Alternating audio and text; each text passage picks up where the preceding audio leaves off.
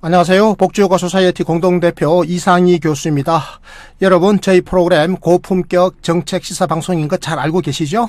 네, 오늘 아주 좋은 칼럼 써주신 분 게스트로 모셨습니다. 복지효과 소사이어티 김진희 공동대표님 나와주셨습니다. 대표님 인사하십시오. 네, 안녕하십니까. 복지효과 소사이어티 김진희 공동대표입니다.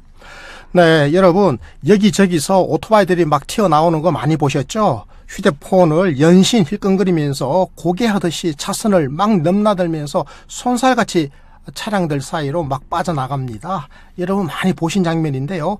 위험천만한 도로가 곡직장이고 속도가 수입이고 계약 조건인 이 배달 노동자들의 근무 현장입니다. 급속한 기술의 발달은 노동과 고용의 형태와 성격까지 근본적으로 바꾸고 있는데요. 디지털 플랫폼 기반의 노동이 바로 그 중심에 있습니다.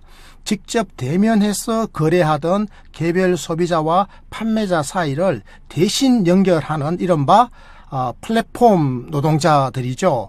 여기서 연결의 주체는 플랫폼 사업자들이고 플랫폼 노동자들은 사실은 이 사업자들의 지시를 따르는 단순 배달자들입니다.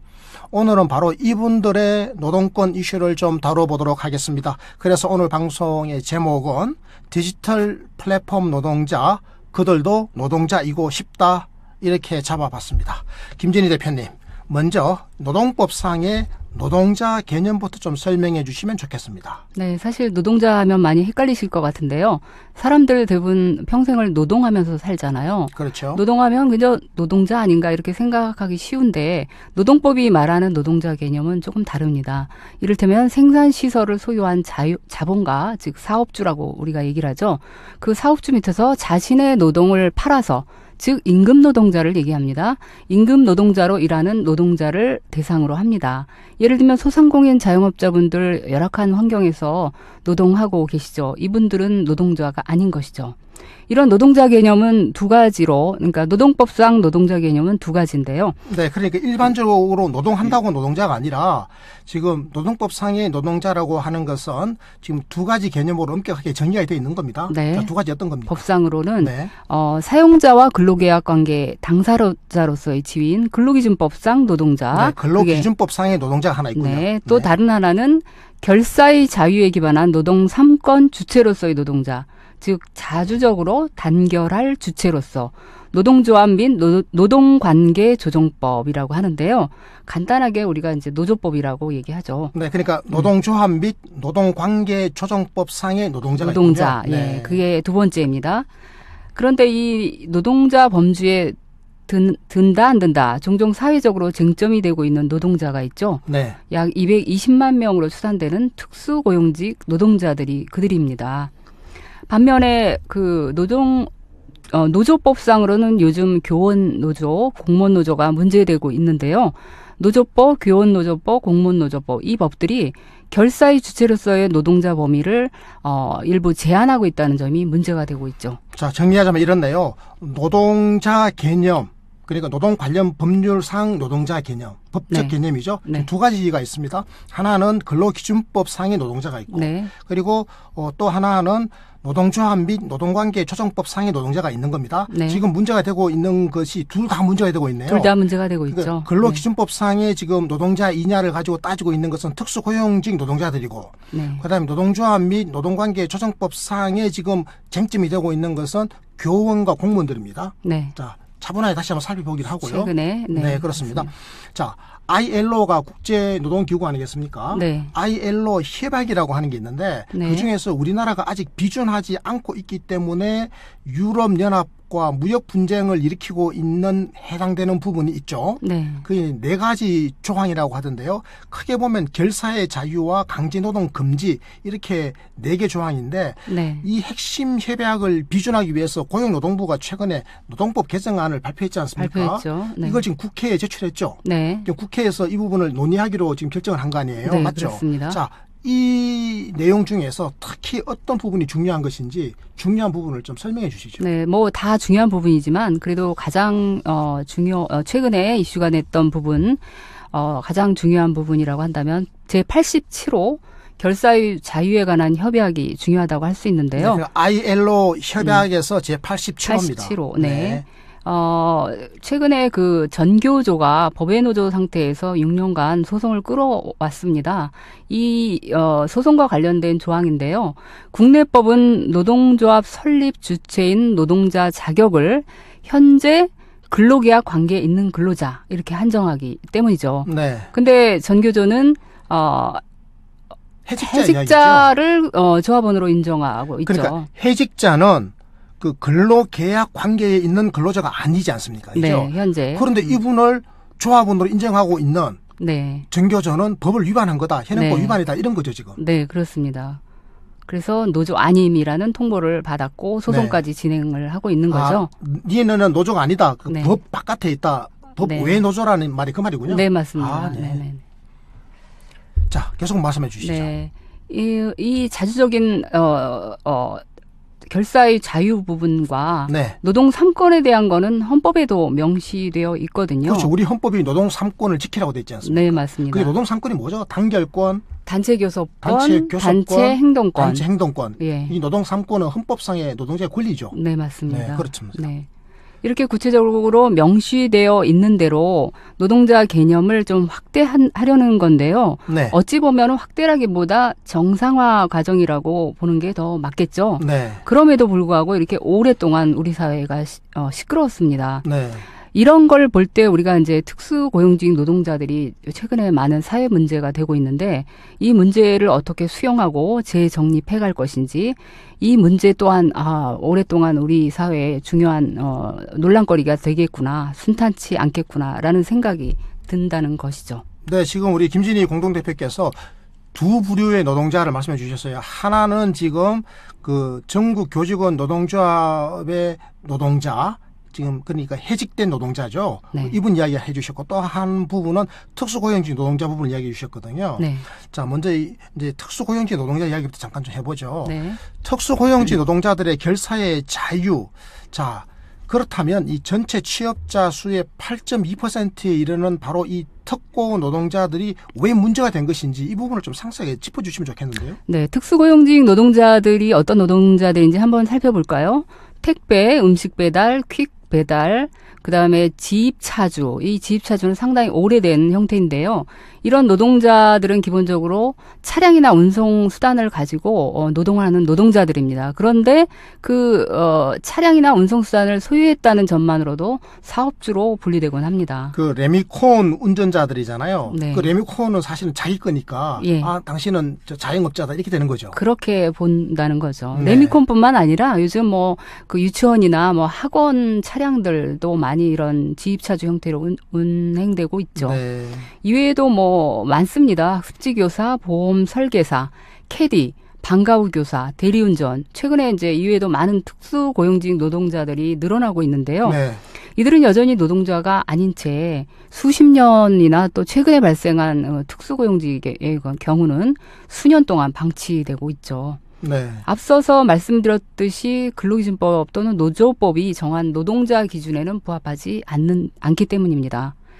바로 형식적 요건을 충족하지 못했기 때문에 당연히 법의 보호도 받을 수 없다 이런 거죠. 네, 그러니까 형식적 요건이라고 하는 것은 법률적 요건 아니겠습니까? 네네. 그러니까 근로기준법이라든지 노조법 입장에서 보면 이분들은 노동자가 아닌 거예요. 네. 그러니까 노동자로서 받아야 될 노동권 보호를 받지 못하고 있는 거죠. 네, 그 문제를 말씀해 주셨습니다. 이게 ILO 협약 문제와 관련해서 지난 7월 30일 정부가 이제 노동법 개정안을 발표했지 않습니까? 네. 근데 여기 특수고용 간접 고용노동 기본권은 여기에도 누락된 상태고요. 최근에 발의된 노동법 개정안에도 네. 그러니까 이 특수고용 노동자들의 노동 기본권은 아예 누락돼 있다 이 말씀인가요? 누락된 상태고요. 예, 그래서 노동계가 더 반발하고 있는 거죠. 법률이라고 하는 것은 한 사회를 유지 존속시키기 위해서 작동하는 보편적인 규범인데요.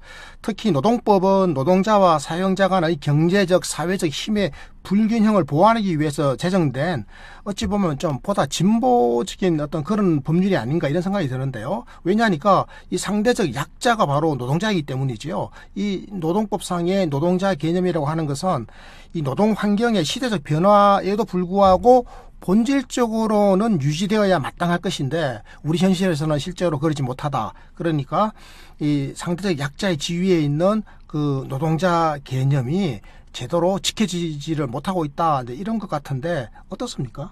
네, 그렇죠. 노동법이 보호법이라는 것을 감안할 때 노동자성을 판단할 그 기준 이런 것들도 역시 노동 환경 변화에 따라서 반영되어 변해야 한다는 거죠. 네. 근로기준법상 노동자 개념이 임금을 목적으로 사업 또는 사업장에서 근로를 제공하는 자 이거잖아요. 네. 이때 이 사용 종속 관계를 판단을 해야 되는데 그 형식적 계약 내용, 그러니까 계약서보다는 구체적이고 실질적인 관계, 실질적으로 어떻게 운영되고 있는지 이거를 상당히 중요시하는 것과 같은 맥락이죠. 네.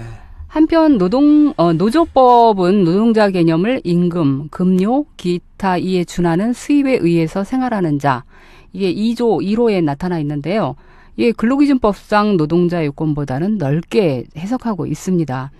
그러나 2조 4호에서 다시 해고된 자, 실업자를 조합 가입 범위에서 제외시키고 있습니다. 네, 그러니까 해고된 사람이나 실직자는 노조원이 될 수 없다라고 되어 있는 거네요. 아예 노조법에.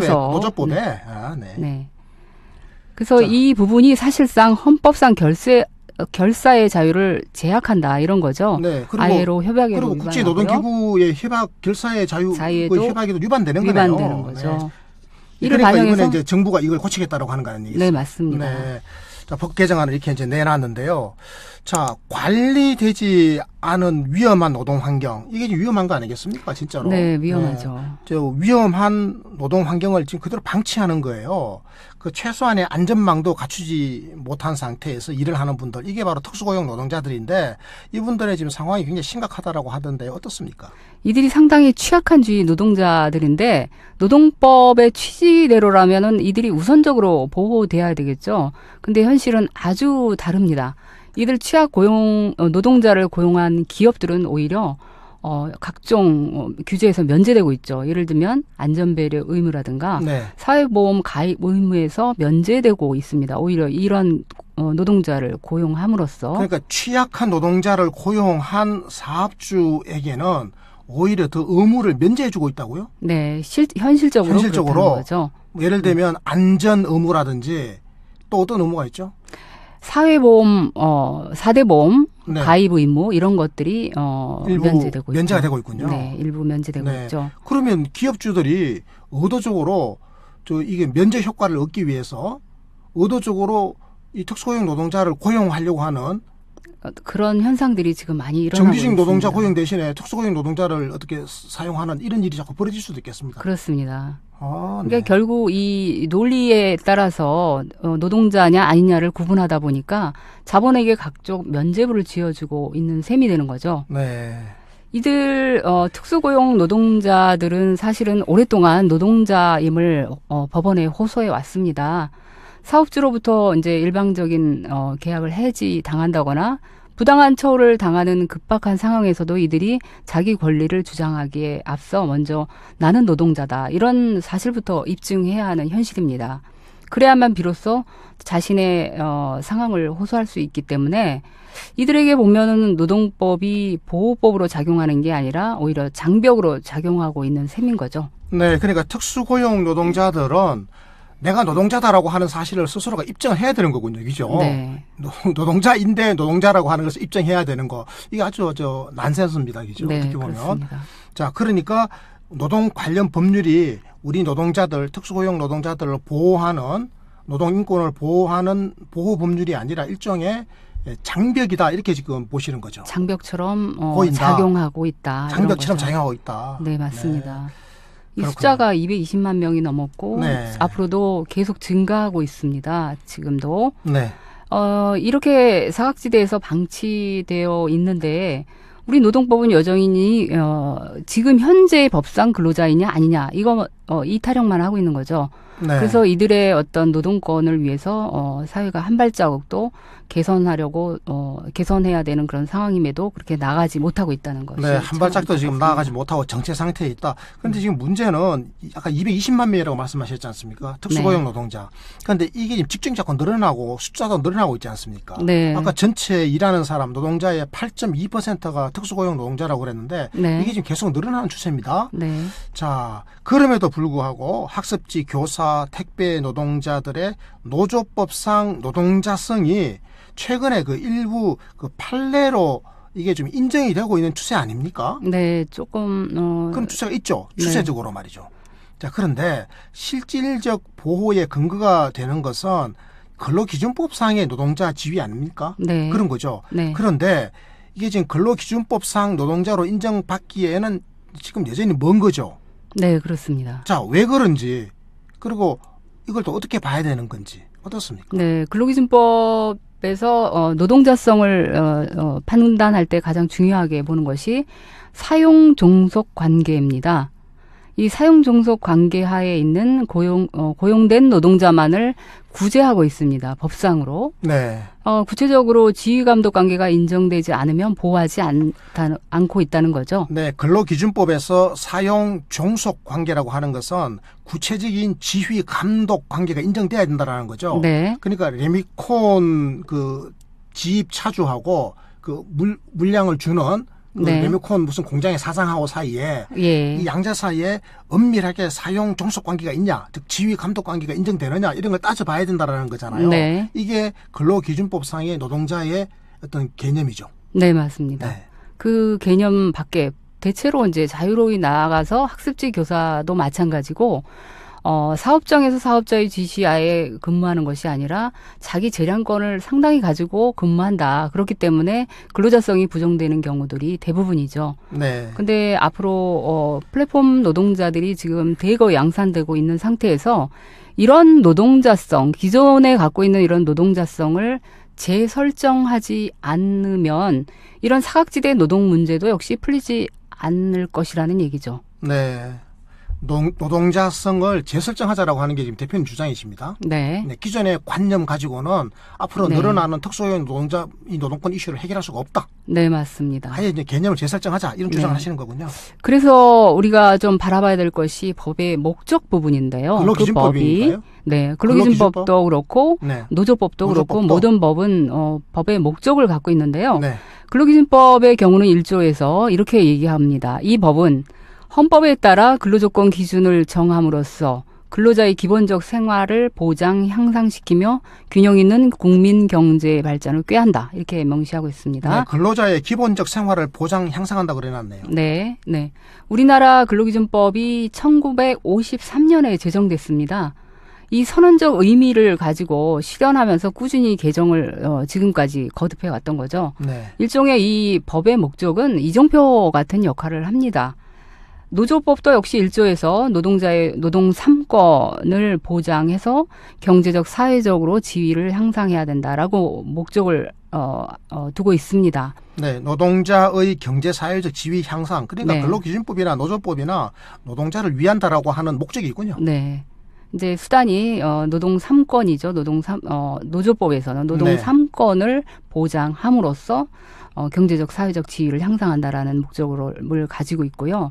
물론 특수고용 노동자들이 최근에 부분적으로나마 노조법상 노동자 지위를 획득했습니다. 이는 노동환경 변화가 사회 현실, 지금의 그 현실을 중요하게 반영했다라고 보여지는데요. 네. 이처럼 법은 시대의 흐름을 반영하면서 그 법의 목적을 향해서 꾸준히 보완되고 정교화되고 있습니다. 네. 그런데 정작 중요한 거는 이 법의 보호를 받기 위해서는 법이 인정하는 노동자 모습부터 갖춰야 된다는 거죠. 그렇죠. 네, 노동법은 급속히 성장하는 새로운 형태의 노동관계, 노동자 개념을 담아내지 못하고 있는데 말이죠. 네. 이런 현실의 변화를 속도를 따라가지 못하고 있는데 네. 당연히 그 법 밖에 있는 노동자들이 늘어날 수밖에 없겠죠. 네, 근데 제가 말씀하는 걸 쭉 들어보니까 기본적으로 지금 그 노조법 있죠. 노조법은 최근에 어떤 판례들이나 이런 데서 노동자성을 좀 더 넓게 인정하려고 하는 추세를 보이고 네, 있고 보이고 있습니다. 그에 반해서 지금 꼼짝달싹 안 하는 게 이게 근로기준법 같네요. 근로기준법이 지금 네. 네. 근데 사실은 노조법이 이 노동권의 기본적인 철학을 담은 거라면 근로기준법은 노동자들에게 구체적으로 노동권 신장을 위해서 혜택을 주기 위한 법이잖아요. 네, 그렇습니다. 구체적으로 혜택을 주는 법인 근로기준법에서는 여전히 특고 노동자들을 지금 특수고용 노동자를 인정하지 않는 것처럼 보인단 말이죠. 네. 지금 그게 쟁점인 것 같습니다. 네. 그래서 지금부터 그 얘기를 좀 해보려고 하는데요. 최근에 퀵서비스 노동자, 배달 기사, 대리 기사 이런 분들 이제 플랫폼을 기반으로 한 노동자들이지 않습니까? 네. 이분들이 이제 급속하게 증가하고 있다는 이야기를 아까 했고 한 220만 명 된다고 지금 이야기가 나왔죠. 네. 이분들의 노동 환경, 임금 같은 근로 관계는 물론이거니와 이분들의 인권 문제까지 굉장히 많은 문제들이 지금 속속 드러나고 있는데요.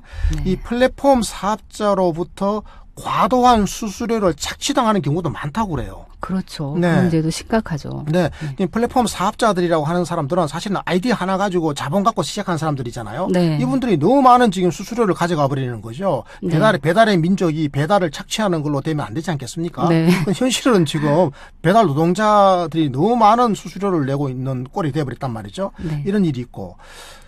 실제로 특수고용 노동자들이 전체 취업자의 8.2%가 되는데 이 플랫폼 기반의 노동자 숫자 한 55만 명 되지 않겠습니까? 네. 그런데 우리 사회는 지금 별 대책을 내놓지를 못하고 있다. 지금 이런 비판이 제기되고 있습니다. 네. 불안정한 지위에서 발생되는 여러 가지 지금 문제가 있고 그로 인해 가지고 이 노동자 개인들이 이 고통을 당하는 것뿐만 아니라 이 고통들이 사회 전체적으로 합쳐지니까 거대한 지금 사회적 비용을 양산하고 있는 것 아니겠습니까? 대표님 이거 어떻게 해야 하겠습니까? 네. 그러니까 이들의 위치가 법적으로나 사회적으로나 빨리 안정이 돼야 되는데요. 네. 그러려면 이 사회적 책임 관계, 기존의 자본가, 사업주들이 책임졌던 부분들이 지금 상당히 거기서 벗어나고 있는 상태잖아요.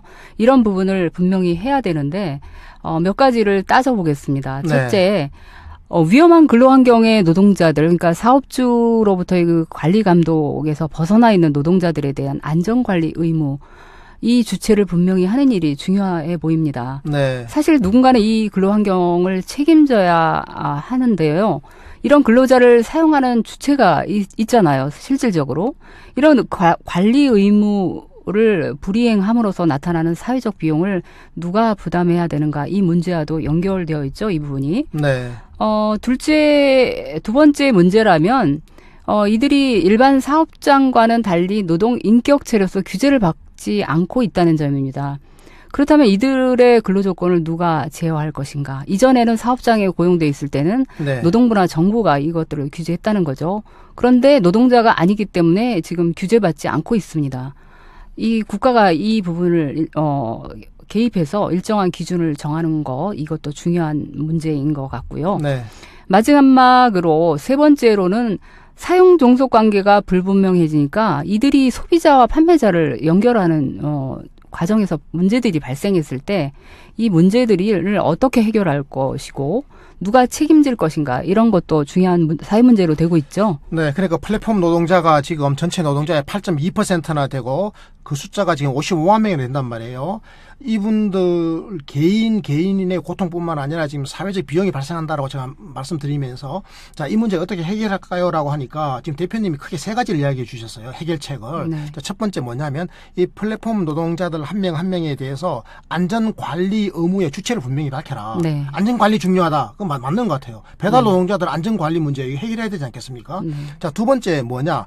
두 번째는 근로 조건입니다. 네. 이분들의 근로 조건을 제대로 설정하라 이거잖아요. 예. 그리고 세 번째는 뭐냐? 세 번째는 이 플랫폼 노동자의 특징인데요. 플랫폼 노동의 특징이죠. 소비자와 판매자를 연결하는 과정에서 다양한 문제가 발생하게 되면 이 문제에 대한 책임 소재를 밝히자. 누가 책임질 거냐? 결과적으로 일을 시킨 사람 따로 있는데 만약 사고가 났으면 본인이 다 책임을 져야 되는 거면 굉장히 억울한 일 아니겠습니까? 네. 이제 그런 걸 포함해서 세 가지를 이야기해 주셨습니다. 이 부분 마지막 부분은 사실 소비자 권리와도 관련된 중요한 부분이거든요. 네. 네, 우리가 좀 깊이 좀 생각해야 될 부분입니다. 네. 게다가 더 큰 문제는 플랫폼 기업들이 기존 시장을 재편하면서 양산되고 있는 법 밖의 노동자들 이런 노동 형태가 기존 산업 현장에까지 영향을 미치고 있다는 거죠. 노동자를 고용하는 대신에 용역이나 도구파로 비용을 줄일 수 있다는 인식이 사업장에 확산되고 있습니다. 어떻게 보면 이거는 편법인데요. 노동자가 사업자 지시 없이 스스로 성과를 관리하도록 법망을 피해 가도록 하고 있고요. 이런 형태는 백화점 등 매장 관리자라든가 이 미용업 종사자, 전산 개발자, 영역을 가리지 않고 지금 확대되고 있다는 겁니다. 이런 식으로 특수고용 노동자가 확대되는 경향은 디지털 혁명으로 인해서 더욱 가속화될 거고요. 아무 죄의식 없이 진행될 거라는데 더 심각성이 있습니다. 네, 그러니까 대표님 말씀은 이게 전반적으로 디지털 혁명으로 인해 가지고 이 노동 환경도 바뀌고 모든 게 다 바뀌면서 특수고용직 노동자의 플랫폼 노동자의 숫자가 늘어나는 거는 하나의 추세일 것이다라고 전망하는 거죠. 네. 그런데 의도적으로 직접 고용할 수 있음에도 불구하고 플랫폼 노동자를 사용하려고 하는 사용주들의 어떤 행태도 이걸 더 가속화시킬 것이다. 이렇게 보는 거 아니겠습니까? 네, 맞습니다. 네, 좋습니다. 자, 근데 상황이 그러함에도 불구하고 우리의 법 현실은 여전히 이제 구시대적인 기준에 머물고 있다. 이렇게 비판을 받고 있는데요. 사실 이것 때문에 엄청난 사회적 비용이 발생하고 있는 것 아니겠습니까? 아, 그렇죠. 엄청난 비용이 발생하고 있는데 지금 본인들이 직접 체감하지 못하고 있기 때문에 느끼지 못하는 겁니다. 유사 노동자라는 이 모호한 잣대를 지금 가지고 있는데요. 사실 이 잣대를 가지고 노동 현장에서는 그 책임과 사회보험, 안전망 비용 이런 것들을 개인이나 사회로 떠넘겨도 되는 그런 기준쯤으로 인식되고 있다는 것이 지금 심각합니다. 자본이 어떻게 보면은 스스로 책임을 방기하면서 발생한 비용인데 이를 제대로 인식하지 못하고 있다는데 문제의 심각성이 있는 거죠. 네. 이들 플랫폼 기반의 노동자들은 기술 기반의 자본주의를 바닥에서 떠받치고 있는 그런 노동자들인데요. 우리 사회가 기술에만 주목하다 보니까 이런 실상이 사실은 가려지고 있는 거죠. 네, 그러니까 기술 기반 자본주의 그것을 떠받치고 있는 플랫폼 노동자 이렇게 말씀해 주셨습니다. 네, 맞습니다. 네, 이게 이제 새 시대의 노동자입니까? 앞으로 많이 양산되겠죠, 더 많이. 네, 그러니까 이게 이제 불가피하게 우리가 원하든 원치 않든 이게 특수고용 노동자들의 비중은 커질 수밖에 없다. 네, 그렇기 때문에 이 새로운 노동 형태를 담아낼 수 있는 어떤 법률의 개정 내지는 제도의 형성이 필요하다. 이 주장하시는 거죠? 네, 그렇습니다. 네, 좋습니다. 네, 지금 우리 사회는 디지털 기반의 공유 경제 사업으로 이미 한바탕 몸살을 앓았죠. 그 과정에서 택시 노동자들이 귀중한 목숨을 잃기도 했습니다. 음식 배달, 택배, 대리기사 노동자들이 과로로 사고를 당하는 경우가 많은데요. 그럴 경우에 누구도 책임져 주지 않는 경우가 많죠. 실제로 책임질 주체가 아주 모호한 경우가 많습니다. 그뿐인가요? 소비자와 음식점을 중개하는 이 플랫폼 기반의 음식 배달 서비스 과정에서 각종 사고가 생길 수 있지 않겠습니까? 위생 문제라든지 아니면 배탈이 났다 그 음식을 먹고 그러면 이게 도대체 누구 책임이냐? 음식 만든 사람 책임이냐? 배달 업체 책임이냐? 아니면 배달한 노동자 책임이냐? 이 참 아주 모호합니다. 비대면 얼굴을 서로 대하지 않는 각종 매매 행위가 이렇게 광범위하게 일어나게 되면서 발생하는 새로운 형태의 새로운 유형의 문제 아니겠습니까? 네. 자, 대표님 이 문제 어떻게 풀어나가야 하겠습니까? 사실 지금 노동 환경이 아주 급변하고 있는 거거든요. 그러면서 다양한 노동자가 생성되고 있고 이런 노동자를 보호하려면 국가든 자본가든 그들의 분명한 역할 분담이 아주 절실합니다. 이런 준비와 노력이 지연되면 될수록 노동자 삶은 망가져 갈 수밖에 없고요. 노동법 취지도 퇴보하게 됩니다. 그런데 보수 야당 원내대표가 이런 말을 합니다. 근로기준법의 시대가 저물고 있다. 근로기준법의 네. 시대가 저물고 있다. 네, 노동자유계약법을 만들겠다. 그래, 근로기준법은 노동자를 이렇게 보호하기 위한 노동인권의 신장을 위한 법인데 네. 노동인권 신장의 시대가 저물고 있다 이 말이네요. 네, 그런 어이없는 엉뚱한 얘기를 지금 하고 있습니다. 아, 진짜 엉뚱한데요. 지금 국회에서 이 개정법이 네. 어떻게 처리될지 걱정되는 부분인데요. 네. 사실 이는 노동법 제정 취지조차도 이해하지 못하고 있다는 그런 행동이거든요. 노동자유계약법을 만들겠다고 그러는데 노동자유계약법이라고 하는 게 이게 무슨 소리입니까? 그 근로기준법에서 정하는 그런 기준들을 대거 네. 해체시키고 네. 사용자와 노동자가 자유롭게 계약을 체결하도록 한다는 거죠. 노동을 자유롭게 사고 팔 수 있도록 네. 해주겠다. 그거는 이미 민법상 그 시민법의 개념이 지금 이제 민법에 다 들어가 있잖아요. 다 이거는. 들어가 있기도 하고. 결과적으로 노동법 없애겠다는 소리네요. 그런 의미로 받아들여야죠. 네. 노동법의 제정 취지를 이해하지 못하는 조치다 이렇게 봐도 되겠습니까? 네. 그래서 시민들이 얼른 깨어나야 된다는 생각이 듭니다. 이런 인식 수준, 일부 국회의원들의 이런 인식 수준을 시민들이 뛰어넘어서 그 노동이 안정된 사회, 이런 사회를 주도적으로 만들어 가야겠습니다. 네. 촛불 정신을 정면으로 부인하는 것 같은데요. 이거. 네, 네. 맞습니다. 네, 존경하는 시민 여러분, 오늘 저희 방송 어떻게 보셨습니까? 역시 고품격 정책 시사 방송 맞죠? 네, ILO 국제노동기구 비준 문제로 불거진 우리 사회의 노동법 개정 작업이 지금 노동계와 경영계로 나뉘어서 지금 한바탕 홍역을 치룰 태세입니다. ILO 기준을 어느 정도는 충족시켜주는 대신에 단체 협약의 유효기간을 3년으로 연장하자라거나 혹은 정의행위 시에 사업장 내에 생산 및 중요 업무 시설의 점거를 금지하는 것 등의 협약과 무관한 내용들이 법 개정을 둘러싸고 지금 기계적 균형을 맞추려는 듯이 끼어드는 모양새가 연출되고 있는 것 같습니다. 노동에 대한 기본적 인식이 부실한 보수 야당이 어찌 나올지 많은 분들이 걱정하고 있습니다. 우리 김진희 대표님도 방금 걱정해 주셨죠? 네. 네, 그렇습니다. 네, 노동자를 걸러내는 법률이 아닌 노동자를 포용하는 법률의 개정이 지금 불안정한 노동자들에게는 너무나 절실하다는 사실을 다시 한번 강조하고 싶습니다. 네, 이것으로 오늘 방송 마칩니다. 이상희 TV 지인들에게 구독하기와 청취, 시청 많이 권해주시고요. 늘 최선을 다하겠습니다. 고맙습니다. 감사합니다.